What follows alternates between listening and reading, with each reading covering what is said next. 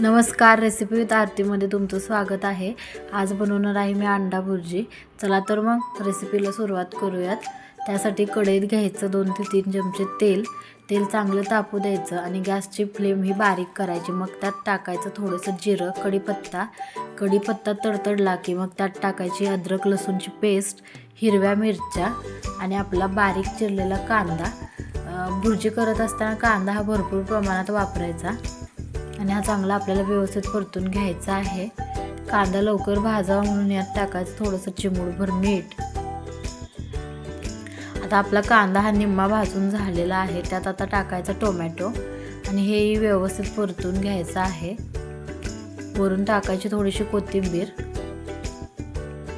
आता आपला कांदा हा व्यवस्थित भाजून झालेला आहे। जेव्हा कांदा पूर्णपणे भाजून होईल मग तेव्हाच त्यामध्ये अंडी टाकायची। इथे मी 6 अंडी घेतलेले आहेत, ही व्यवस्थित परतवून घेत आहे। आता आपले अंडे सुद्धा कांद्यात व्यवस्थित भाजून झालेले आहेत। आता मी यात टाकत आहे थोडीशी हळद, घरचा कांदा लसूण मसाला आणि चवीपुरतं मीठ। हे व्यवस्थित मिक्स करून घेते।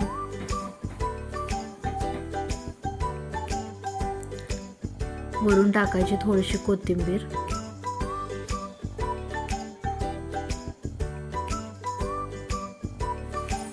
आता आपली अंडा भुर्जी खाण्यासाठी तयार झालेली आहे। आता आपण गरम प्लेटमध्ये सर्व करूयात। रेसिपी आवडली असली तर चॅनलला लाईक करा, शेअर करा आणि सबस्क्राईब करा।